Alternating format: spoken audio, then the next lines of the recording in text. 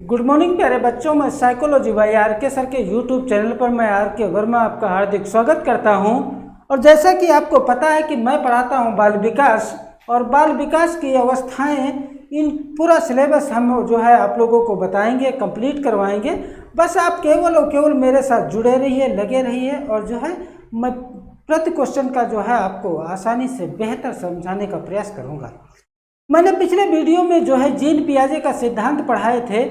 Gene पियाजे को संज्ञानात्मक सिद्धांत, उसे मानसिक विकास का सिद्धांत और उसे बौद्धिक विकास का सिद्धांत कहा जाता है। जीन पियाजे की शब्दावली बताया और जीन पियाजे की जो है अवस्थाएं बताएं, 4 अवस्थाओं में बटा है। उसी के क्रम में आज जो हम लोग पढ़ाएंगे वो पढ़ाएंगे सामाजिक या सांस्कृतिक विकास का सिद्धांत। देखो,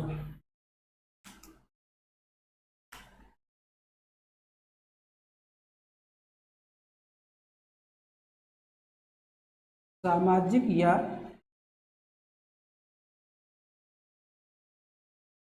सांस्कृतिक विकास का सिद्धांत।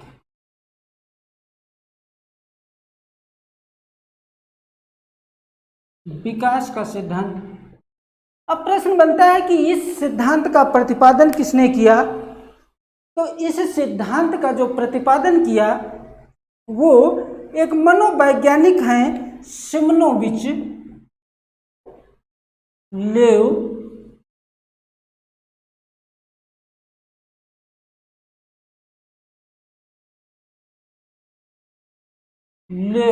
सिमोनोविच वाइगोस्की ने किया।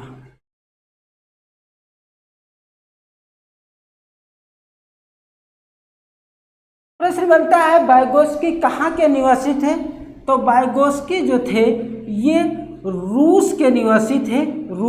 रूस में एक जगह पड़ती है ओरसा,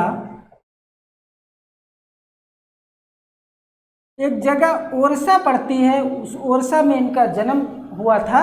और ये जो है यहूदी परिवार में थे। यहूदी परिवार में इनका जन्म जो हुआ था वो यहूदी परिवार में हुआ था। अब प्रश्न बनता है कि इनका जन्म कब हुआ था? तो इनका जन्म 17 या 19, कहीं कहीं 17 मिलता है और कहीं कहीं 19 मिलता है, इसलिए दोनों आप डेटा याद रखिए। 17 या 19 नवंबर 1896 को हुआ था, जबकि इनकी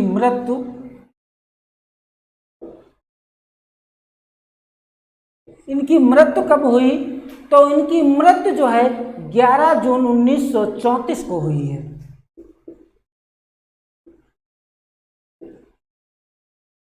1934 को हुई। ये तो हमने पढ़ा लिया। इनका जन्म कहाँ हुआ? तो रूस में एक जगह पड़ती है ओरसा में हुआ, और यहूदी परिवार में इनका जन्म हुआ था। कब जन्म हुआ? तो 17 या 19 नवंबर को हुआ और मृत्यु इनकी 11 जून 1934 को हुई।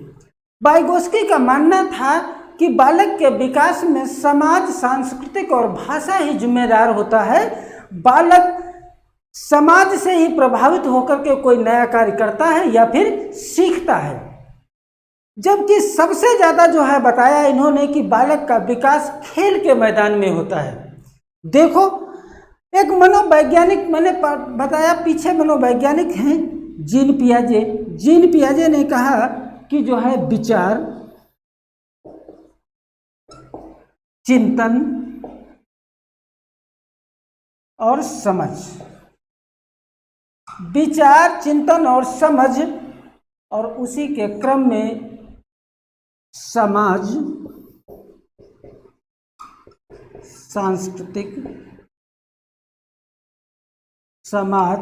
सांस्कृतिक और भाषा। देखो, समझने का प्रयास करिए। देखो, मनोवैज्ञानिक जीन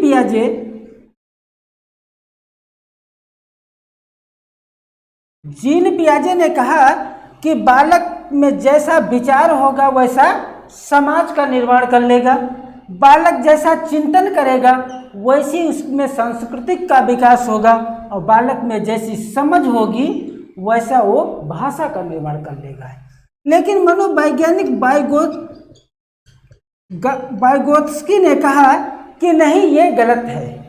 वाइगोत्स्की ने कहा कि बालक को जैसा समाज मिलेगा वैसा वो क्या विचार करेगा, जैसी सांस्कृतिक मिलेगी वैसा बालक चिंतन करेगा, और जैसी भाषा होगी वैसा बालक में समझ का विकास होगा।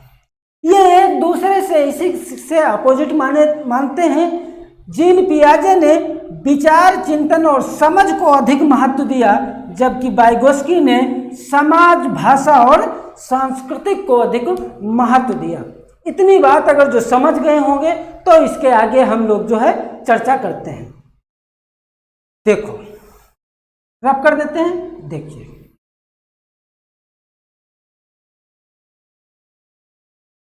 देखो देखो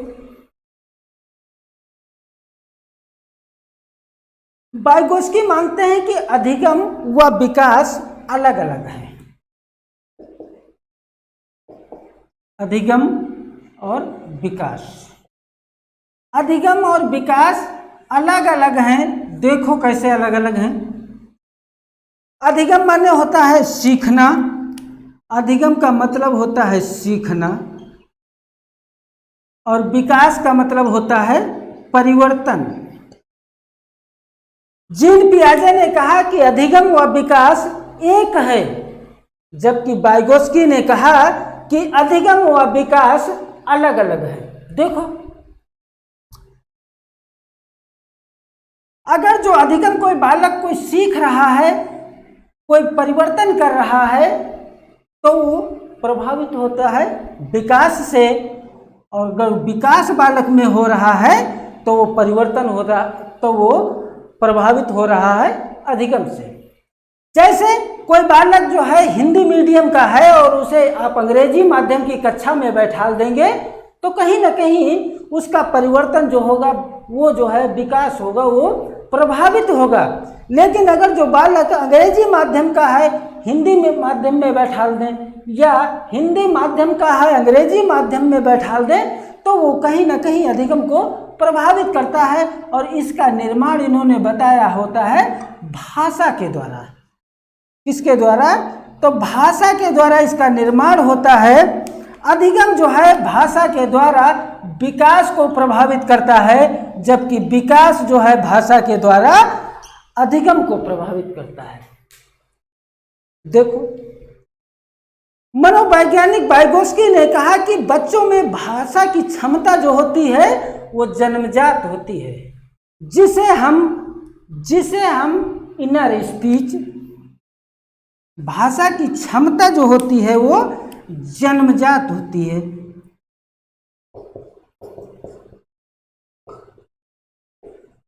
भाषा की क्षमता जन्मजात होती है, जिसे हम इनर स्पीच या आत्मवाक,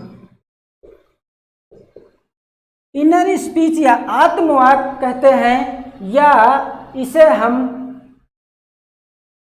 प्राइवेट वाक या संभाषण कहते हैं। प्राइवेट वाक या संभाषण कहते हैं, संभाषण कहते हैं। वाइगोत्स्की ने बताया कि बच्चों द्वारा प्रयोग की गई भाषा जो हम लोग आसानी से नहीं समझ पाते हैं, पर उनका कोई न कोई अर्थ अवश्य होता है। इसलिए जो बच्चों के भाषा की क्षमता होती है वो जन्मजात होती है। ये यहाँ से कई बार प्रश्न पूछा है कि कौन से मनोवैज्ञानिक हैं जो अधिगम व विकास को अलग अलग मानते हैं। तो ऐसे मनोवैज्ञानिक लेव सिमनोविच वाइगोत्स्की हैं, और इन्होंने अधिगम व विकास को अलग अलग माना है। लेकिन जीन पियाजे मनोवैज्ञानिक हैं, उन्होंने अधिगम व विकास को एक माना है। इतनी बात समझ में आई तो हम इसको रख पढ़ते हैं। देखो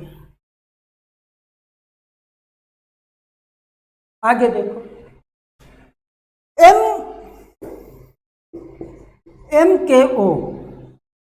MKO का मतलब होता है मोर नॉलेजेबल अदर यानी ज्यादा ज्ञानी दूसरा, ज्यादा ज्ञानी दूसरा, मोर नॉलेजेबल अदर।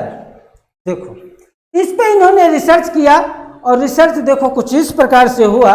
इन्होंने 6 वर्ष का बालक एक लिया और दूसरा भी 6 वर्ष का बालक लिया।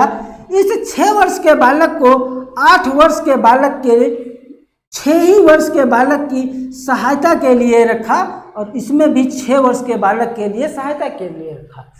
2 महीने बाद इनका एग्जाम हुआ और रिजल्ट जितना हुआ, मान लेते हैं अगर जो 100 नंबर का पेपर था 100, तो जो है इन्होंने जो है 50 नंबर पाए, यानी 100 नंबर में जो है इनका रिजल्ट जो आया वो 50% आया।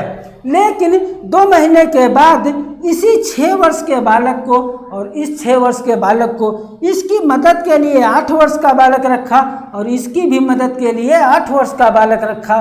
फिर जो इनका रिजल्ट आया वो रिजल्ट पहले से काफ़ी अच्छा था, यानी अगर जो पहले 50 नंबर पाए थे तो दूसरी बार 80 नंबर पाए। इससे यह सिद्ध हो जाता है कि बालक उसी से सीखता है, उसी से सीखना चाहता है जो उससे ज़्यादा ज्ञानी हो। अब उससे ज़्यादा ज्ञानी कौन हो सकता है?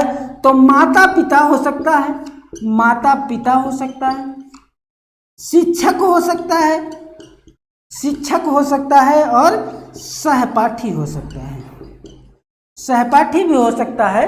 भाई अगर जो हमको आप साइकोलॉजी के विषय में अगर जो आपसे कम मुझे मालूम है तो क्या आप मुझसे पढ़ना चाहेंगे? बिल्कुल नहीं पढ़ना चाहेंगे। या हम कहें कि जो इंग्लिश का टीचर है अगर जो वो तुमको संस्कृत पढ़ाने लगे तो क्या आप जो है उसे पढ़ेंगे?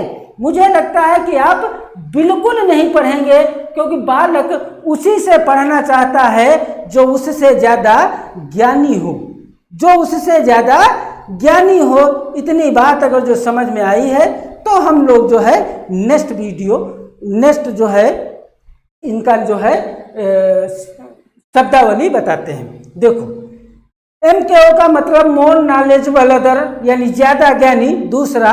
और ये रिजल्ट देखा कि अगर जो 6 वर्ष के बालक में 6 वर्ष का बालक मदद करता था तो रिजल्ट आया 50%, लेकिन उसी 6 वर्ष के बालक को अगर जो 8 वर्ष का बालक जो है मदद करता है तो रिजल्ट आया 80%। इतनी बात समझ में आई। अब देखो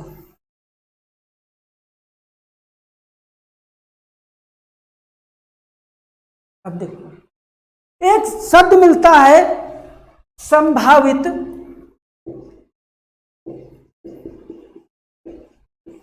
संभावित या इसी को नजदीकी, संभावित, नजदीकी या समीपस्थ,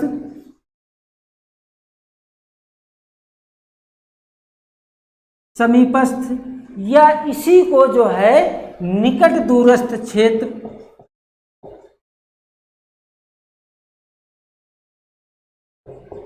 या इसी को ZPD कहा जाता है। ZPD कहा जाता है। ZPD का फुल फॉर्म है जोन ऑफ प्रॉक्सिमल डेवलपमेंट। एक शब्द के इतने नाम है: संभावित विकास का क्षेत्र, नजदीकी विकास का क्षेत्र, समीपस्थ विकास का क्षेत्र, निकट दूरस्थ का क्षेत्र या ZP कहा जाता है। देखो वाइगोस्की ने कहा कि जब बच्चा समाज में आने से पहले उसकी एक निश्चित क्षमता होती है, उस क्षमता, निश्चित क्षमता जो होती है जिसे बालक वास्तविक क्षमता कहता है। यानी जब जन्म हुआ तो उसको जो है जन्म के समय एक बालक की निश्चित क्षमता थी और जिसे वास्तविक क्षमता कहते हैं। लेकिन समाज के संपर्क में आने के बाद समाज उसे सहारा देता है जिससे उसकी वास्तविक क्षमता बढ़ करके कार्यकारी क्षमता में बदल जाती है। देखो कैसे, मान लेते हैं कि आप जो है TT, CTET या सुपर टेट एग्जाम में आपकी वास्तविक क्षमता है, वास्तविक क्षमता है, आपकी वास्तविक क्षमता 80% वास्तविक क्षमता 60% नंबर लाने की है। लेकिन यही वास्तविक क्षमता आपकी जो है कार्यकारी क्षमता में बदल जाए, कार्यकारी क्षमता। देखो कार्यकारी क्षमता में कैसे, आपकी वास्तविक क्षमता थी 60% नंबर लाने की, लेकिन आप आगे बढ़ने का प्रयास किए और आपके माता पिता, शिक्षक, मित्र ने आपको सहारा दिया, सहारा दिया। माता पिता ने सहारा दिया, शिक्षक ने सहारा दिया, सहपाठी ने सहारा दिया, मित्रों ने सहारा दिया, समाज ने सहारा दिया और आपकी वास्तविक क्षमता बढ़ करके कार्यकारी क्षमता में बदल गई और आपके नंबर 80% आने लगे। तो ये 60% आपकी वास्तविक क्षमता थी और कार्यकारी क्षमता कितनी हो गई, 80% हो गई। ये जो 20% बीच का गैप है, इसी को ZPD कहा जाता है, इसी को ZPD कहा जाता है। यानी वास्तविक क्षमता के साथ साथ जब बालक समाज में आता है तो समाज उसे सहारा देता है और वास्तविक क्षमता उसकी बढ़ जाती है और बढ़ करके कार्यकारी क्षमता में बदल जाती है। उस जो बीच का गैप है उसको ZPD कहा जाता है। दूसरा एग्जाम्पल बताते हैं, आप समझने का प्रयास करिए। जैसे हम मान लेते हैं कि आप लखनऊ में हैं, लखनऊ से आपको कानपुर की दूरी पता है, लखनऊ से कानपुर की दूरी पता है और रास्ता पता है, लेकिन कानपुर से आपको जो है दिल्ली जाना है, लेकिन आपको रास्ता नहीं पता है। आपने जो है यहाँ पे किसी से पूछा कि जो है लखनऊ से कानपुर तो चले गए, लेकिन कानपुर में आपने पूछा कि भैया दिल्ली का कौन सा रास्ता जाता है, किधर से जाएं, कितनी दूर है, या आपने नहीं पूछा तो डायरेक्शन बोर्ड लगे होते हैं, उससे आपने सहारा लिया। जो आपने यहाँ बीच में सहारा लिया कानपुर और जो है दिल्ली के बीच में, यही तो है आपका ZPD, यही तो आपका है ZPD। अगला एग्जाम्पल देते हैं। एक छोटी बच्ची खिलौना खेल रही थी और खिलौने आज जैसे आते हैं उनके सारे पैर अलग कर दिए जाते हैं, फिर आपस में जुड़ जाते हैं। वो 3 पैर तो आपस में सही जोड़ती है, पहला भी सही जोड़ा, दूसरा भी और तीसरा भी सही जोड़ा, लेकिन चौथा पैर वो गलती से उल्टा जोड़ने लगी, उसके दिमाग से बात निकल गई, वो भूल गई। तो जो है अब वो जो है हाथी का खिलौना जो था वो पैर एकदम सेट नहीं हो पा रहा था।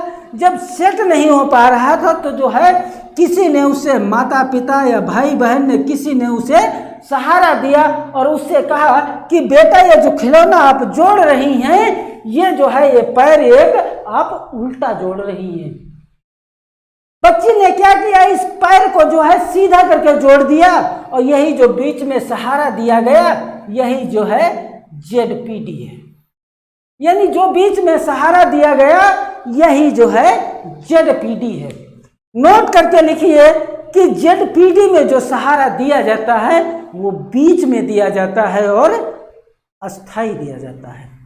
अगर जो इतनी बात समझ में आई तो ये मान के चलिए कि आपके CTET में जो है 1 से 2 नंबर और UP टेट में 1 प्रश्न आपका निश्चित हो जाएगा। अगर जो इतनी बात समझ में आई तो हम नेक्स्ट जो है शब्दावली की चर्चा करते हैं। नेक्स्ट शब्दावली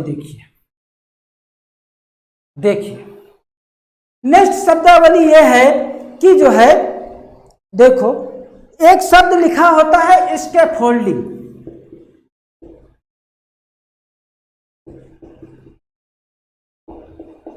स्कैफोल्डिंग, इसे पाड़ भी कहा जाता है, मचान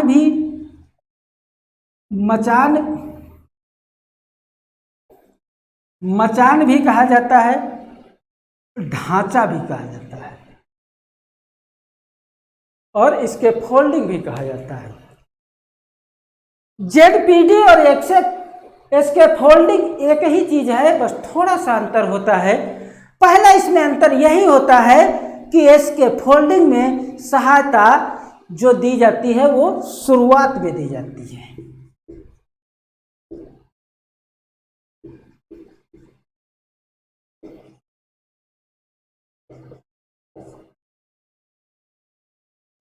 सहायता शुरुआत में दी जाती है। देखो कैसे, यदि एक कोई बालक है छोटा और उसको आपने A B C D E F G H ये जो है उसे जो है वर्णमाला आपने सिखाया, लेकिन जब वर्णमाला वो बालक सीख गया तो जैसे आपने उसे शैशवावस्था में वर्णमाला सिखाया था तो क्या किशोरावस्था में सिखाना पड़ेगा? नहीं ना। यानी हम ये कह सकते हैं कि इसमें शुरुआत जो है दी जाती है वो शुरुआत में दी जाती है। भाई आपने देखा कि जो है जेडपीडी में जो शुरुआत दी जाती सहायता दी जाती थी वो बीच में दी जाती थी। यानी बालक की एक तो जो है कार्यकारी क्षमता थी, वास्तविक क्षमता थी, वास्तविक क्षमता बढ़ करके कार्यकारी क्षमता में बदल जाती तो उसमें सहायता कहाँ दी गई थी? मैंने बताया था कि अगर जो उसकी वास्तविक क्षमता 60% है और सहायता के बाद 80% हो जाती है तो ये क्या हो गया? बढ़ जाती ना। तो मदद उसे कहाँ दी गई? इस गैप में दी गई मदद ना। लेकिन इसमें वर्णमाला में बच्चे को जो है आप वर्णमाला जब सिखाएंगे तो मदद कहाँ देंगे? शुरुआत में देंगे ना।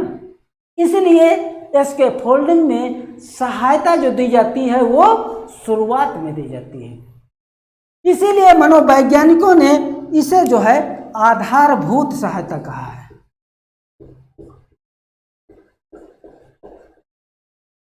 आधारभूत सहायता क्योंकि मनोवैज्ञानिकों का मानना है कि जितनी मजबूत नींव हो जाएगी उतनी ऊंची उस पर बिल्डिंग खड़ी की जा सकती है, उतना मजबूत वो मकान बनाया जा सकता है। तो आधार कहाँ से होता है? यहाँ से।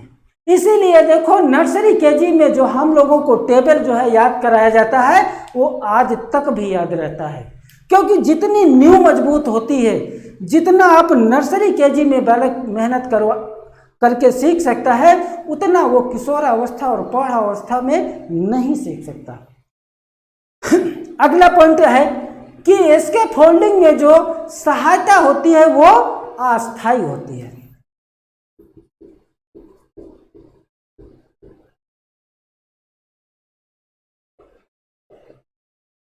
सहायता अस्थायी दी जाती है जबकि जेडपीडी में सहायता अस्थायी दी जाती थी। अस्थायी कैसे? देखो जैसे कोई छोटा बालक है और उसे आपने उंगली पकड़ करके चलना सिखाया, जब वो चलने लगा बिना उंगली के सहारे से तो क्या तब भी उसे उंगली पकड़ करके चलाते हैं? नहीं ना। तो इसलिए इसमें सहायता कैसे दी जाती है? तो जो है अस्थायी दी जाती है। कोई बालक कोई कार्य कर नहीं पा रहा है, आपने उसे जो है करने का तरीका बता दिया, जोड़ घटाना का तरीका बता दिया। जब वो जोड़ घटाना करने लगता है, 2 + 2 4 वो करने लगता है, तब भी क्या हम उसे जो है जोड़ घटाना सिखाते हैं? नहीं ना। तो ये सहायता कैसी दी जाती है? अस्थायी दी जाती है, जबकि जेडपीडी में सहायता अस्थायी दी जाती थी। अगला पॉइंट इसका यह है कि किसी समस्या समाधान के लिए ही सहायता दी जाती है। भाई जब तक कोई समस्या नहीं होगी तब तक जो है सहायता की क्या हो सकता है? कोई क्यों सहायता दे? मेरे पास भी आपके पास भी यही तो समस्या है कि जो है सुपर टेट सी टेट या टीचिंग एग्जामों में जो है बढ़िया नंबर लाना, एग्जाम को पास करना, तो ये जो है क्या है? क्या है भैया? सहायता। यानी समस्या है तभी मुझे जो है कोचिंग जाना पड़ रहा है, तभी मुझे पढ़ना पड़ रहा है। अगर जो आपके पास जो है कोई समस्या ही ना हो, एग्जाम पास करने की कोई दिक्कत ही नहीं होगी तो कौन कोचिंग जाएगा? कौन पढ़ना चाहता है? कोई नहीं पढ़ना चाहता है। ये तो आप इस एज में पहुंच करके आप पढ़ाई कर रहे हैं तो ये समझ लीजिए कि ये आपकी मजबूरी है, इसलिए पढ़ रहे हैं। भाई वर्णमाला तो हमने जो है नर्सरी केजी से पढ़ना शुरू किया है, लेकिन फिर भी वही वर्णमाला आज जब टीटी सीटेट की एग्जाम की तैयारी करते हैं तो वही तो वर्णमाला हम पढ़ते हैं, कोई अंतर नहीं होता है।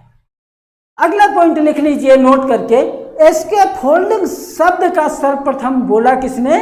तो जेरोम बुनन ने बोला था। इसके फोल्डिंग शब्द सबसे पहले